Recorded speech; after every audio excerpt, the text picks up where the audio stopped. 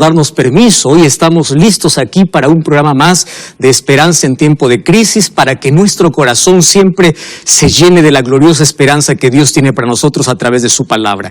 Quiero enviar un abrazo muy sincero, especial para todas las personas que siempre nos escriben, personas que colocan su pedido de oración, personas que interactúan con nosotros. Tú puedes aquí colocar tu pedido de oración si estás en una red social. Puedes ver este programa y otros también en nuestra plataforma de NT Play. Entonces allí tú puedes entrar para poder ver también los otros programas, ntplay.com, allí tú puedes ingresar. Y yo tengo un regalo para ti. Tengo aquí en mi mano la revista o el curso bíblico Verdades para el Tiempo del Fin. Este curso fue hecho con mucho cariño para ti. Entonces en este momento tú puedes solicitarlo a nuestro número de WhatsApp más 5512 9810 1460. Tenemos un equipo listo para poder responder allí tu mensaje. Puedes escribir: Pastor Joel, estoy viendo el programa, yo quiero tener esa revista. Aquí vas a encontrar verdades realmente impresionantes para tu vida, verdades para el tiempo del fin. Una vez más, mi cariño para ti y un grande abrazo. Gracias por permitirnos hoy ingresar nuevamente a casa. Estamos listos aquí, estamos juntos para abrir la palabra del Señor. Muy bien. En este momento, antes de poder abrir la Biblia, yo quiero que tú me acompañes para que juntos podamos orar. Vamos a orar. Querido Dios, estamos con el corazón dispuesto para oír tu palabra. Después de un día con algunas actividades, después de personas que en este momento están pasando por crisis, por la situación que están pasando, por la preocupación, por alguna cosa que nos desequilibra, por el futuro incierto, por las pérdidas que hemos tenido, por las familias enlutadas, por las familias que han perdido un ser querido, por aquellas que están infectadas con este virus, con esta pandemia. Te pido que por favor tu Santo Espíritu en este momento pueda traer consuelo, pueda traer esperanza, pueda traer fortaleza, que tu palabra pueda brillar en nuestro corazón, pueda iluminar nuestro camino y nos pueda mostrar a Cristo, que Cristo pueda ser exaltado y tu palabra pueda estar guardada en nuestro corazón. Abrázanos con tus promesas, danos tu bendición. En el nombre de Jesús. Amén. Hace algún tiempo conversé con un amigo, una persona profesional que tenía algunas comodidades en la vida, y él me contó la historia de cómo él una vez estuvo frente a frente, se sintió en los brazos de la muerte. Estaba viajando de una ciudad para otra, él iba dormido en el ómnibus donde él estaba viajando. De un momento a otro le despertó solamente allí un ruido fuerte. De un momento a otro, de un segundo para otro, él se vio de que estaba allí cayendo para un abismo. Piedras deslizándose, era un accidente que estaban acabando de tener él y todas las personas que estaban viajando con él. Griterío por todo lado, desesperación, y él no podía mover una pierna cuando el carro que iban se detuvo. Él se dio cuenta que estaba en una pendiente, una roca a punto de caer, para abajo había abismo y él estaba semicolgado. Y él me dijo algunas cosas interesantes. En un momento tan crítico de la vida, cuando tú te sientes frente a frente o cuando sientes que estás en los brazos de la muerte, tú te olvidas de quién eres. Te olvidas cuántos títulos tienes, te olvidas todos los grados que obtuviste en la vida y solamente tienes un presentimiento de qué va a suceder conmigo. No sentía mis piernas, sentía que no sabía si estaba vivo, estaba muerto, no sabía si estaba soñando. Él expresa la experiencia que él vivió. Y dice, en un momento como este, te das cuenta que lo más importante en la vida no son tus conquistas, no son tus logros. Lo más importante por tu mente pasa, ¿qué es de tu familia? ¿Qué es de tus hijos? ¿Qué es de tu esposa? Entonces, él me contó, la vida... Allí te das cuenta que lo importante de la vida no es todas las cosas por lo cual te afanas. Y uno descuida a veces lo más importante. Y él era cristiano, por supuesto. O había crecido por lo menos en una familia cristiana.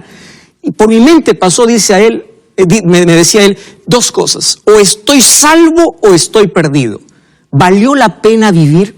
¿Para qué viví? ¿O perdí tiempo en la vida? ¿O qué cosa es lo que yo gané?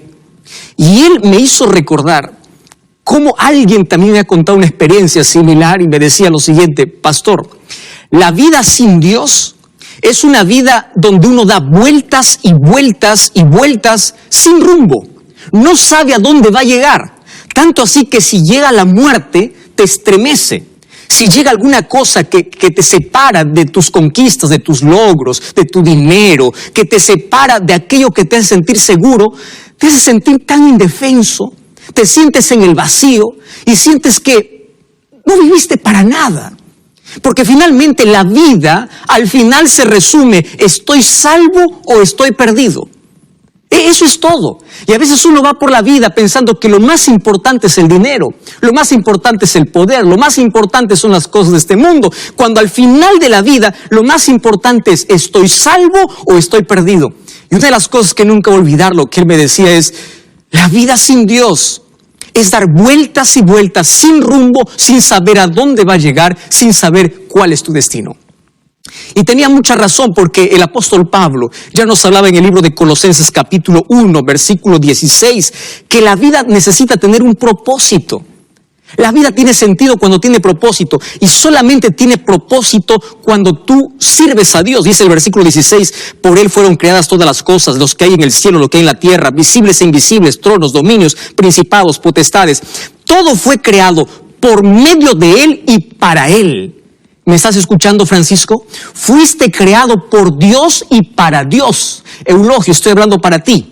Tú no fuiste creado para arrastrarte en esta vida, para arrastrarte en la miseria, para tener el corazón quebrantado, para vivir lejos de Dios, para darle espalda a Dios. Tú fuiste creado por Dios y para Dios. Entonces, la vida sin Dios es un conjunto de horas perdidas. Uno pierde años, uno pierde tiempo, uno pierde todo. Finalmente, la vida sin Dios es una vida vacía y perdida. No te olvides, dos cosas: es una vida vacía y es una vida perdida. Yo voy a hablar de salvados y perdidos. Alguien me preguntó hace algún tiempo: pastor, yo no entiendo cómo es que finalmente muchas personas se van a perder. Porque la Biblia me enseña que cuando Jesús vino a este mundo, vino para morir por todos.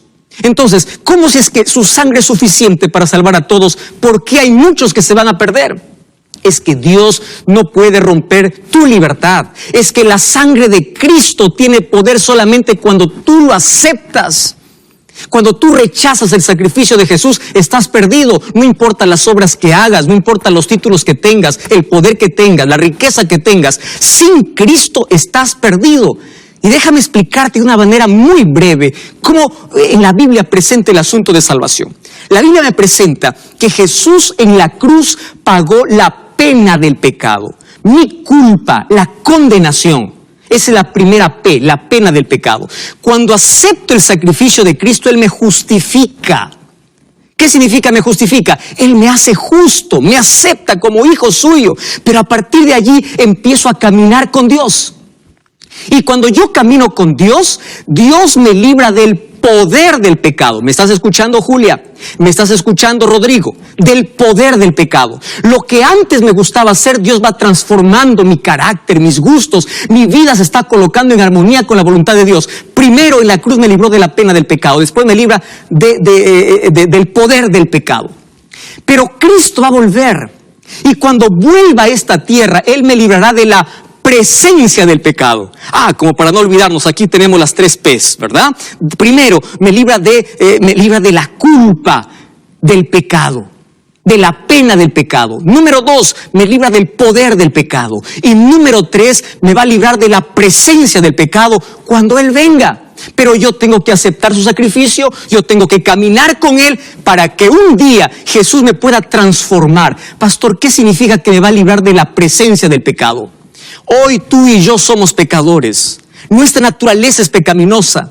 Nuestras inclinaciones son pecaminosas. Entonces, cuando Cristo venga, como Él nos libró del poder del pecado, ahora va a arrancar de nosotros esa naturaleza que nos inducía siempre a pecar. Gloria a Dios, seremos santos para siempre. Nunca más tendremos una mancha de pecado en nuestra vida. Pero eso sucederá solamente cuando Cristo venga. Y cuando Cristo regrese, yo quiero recordarte algunos elementos importantes. en cuanto a la venida de Jesús, porque todos esperamos ese día. Mas ¿cómo vendrá Jesús? Por ahí algunos dicen que vendrá de forma espiritual, va a robar a su pueblo. No, mi querido. La palabra de Dios presenta que la venida de Jesús tendrá 5 características. ¿Estás viendo mi mano? ¿Sí? ¿Me estás escuchando por la radio? 5 características. Toma tu mano. Vamos a aprender con la mano. La venida de Jesús, en primer lugar, será real. No será espiritual, será real. Número 2, será personal. ¿Correcto? Será personal. Número 3, la venida de Jesús será visible. Número 4, será audible. Y número 5, será gloriosa. ¿Lo entendiste? Pero no me creas lo que yo te digo. Vamos a ver lo que la palabra de Dios dice. Mira cómo sucederá el momento de la transformación. Hechos capítulo 1, versículo 11, dice así: cuando Jesús fue elevado al cielo, 2 varones hablaron para aquellos que estaban mirando. Y les dice: ¿por qué estáis mirando al cielo? Este mismo Jesús que ha sido tomado entre vosotros al cielo, así vendrá como lo habéis visto ir. Eso dice la Biblia. Jesús fue de manera personal. Jesús no fue de manera espiritual. Jesús fue de manera visible. Él no fue de manera invisible. Entonces será real, será personal. ¿Me estás entendiendo? Apocalipsis 1:7 dice que todo ojo lo verá. Pero no solamente eso. Cuando voy al apóstol Pablo, 1 Tesalonicenses capítulo 15, dice que cuando Cristo regrese, regresará al sonido de la trompeta, con voz de mando. 1 Tesalonicenses 4:16, con trompeta de Dios descenderá del cielo y los muertos en Cristo resucitarán primero y luego nosotros seremos transformados. Entonces la venida de Jesús será visible y será audible.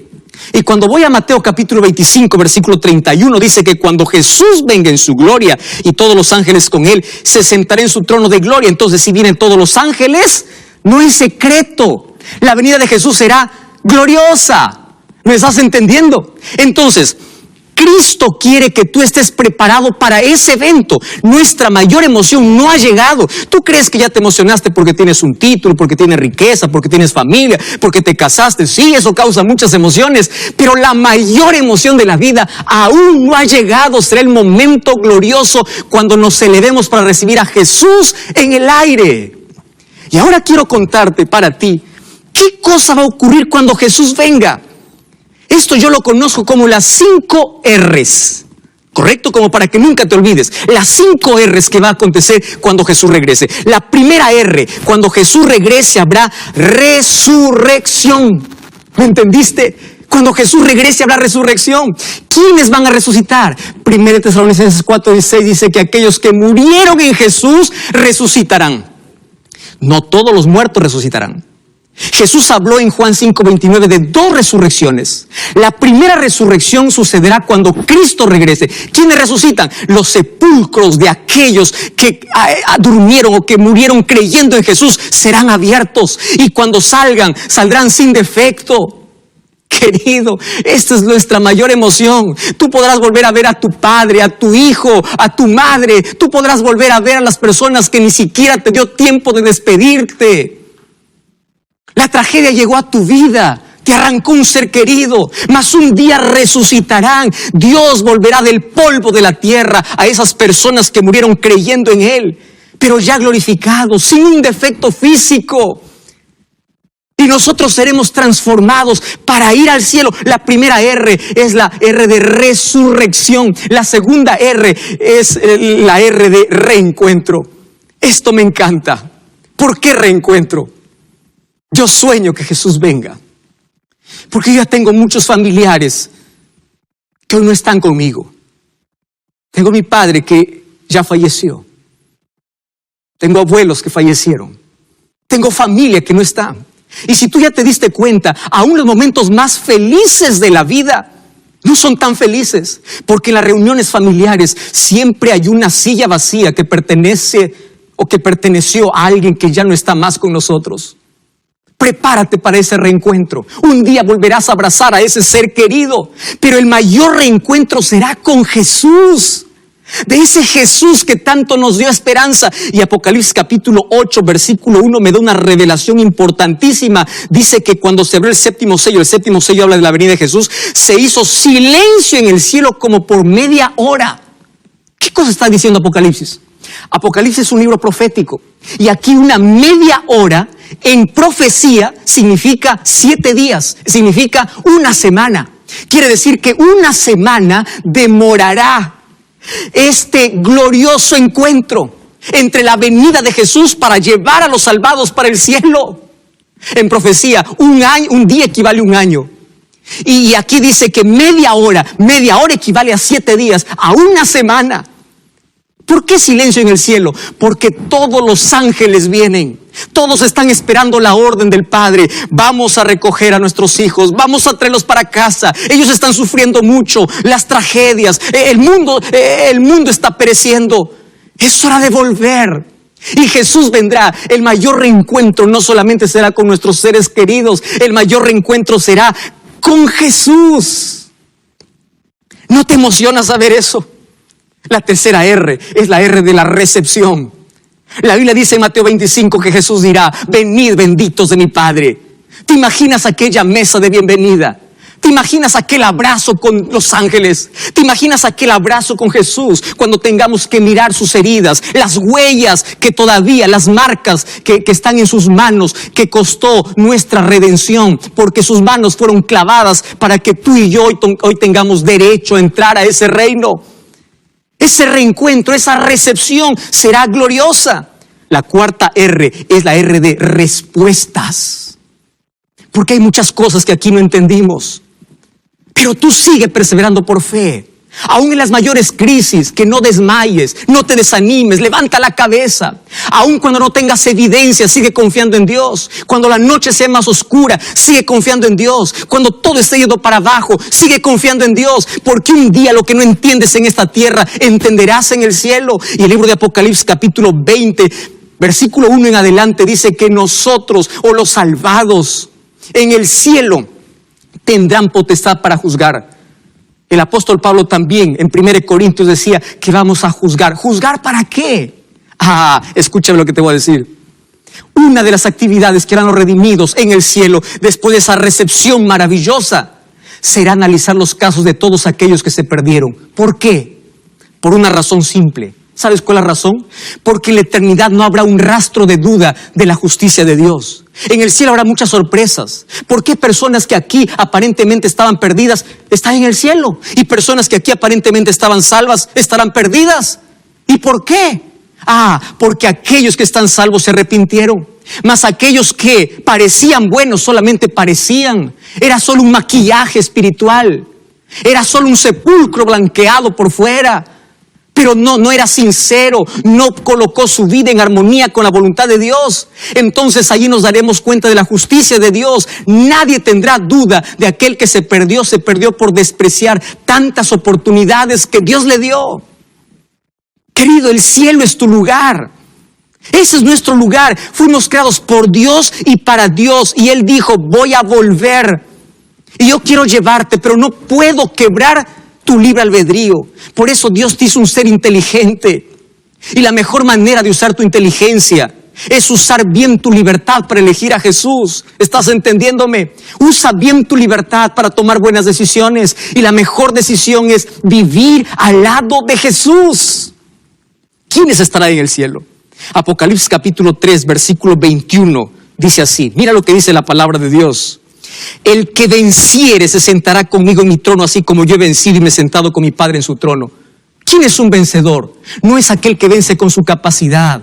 Vencedor es aquel que camina al lado de Jesús. Aquel que no tiene miedo a entregarse a Jesús. ¿Por qué estás postergando una decisión? ¿Por qué no estás estudiando la Biblia? ¿Por qué aún no te has bautizado? ¿A qué tienes miedo? Aquel que venciere se sentará en mi trono.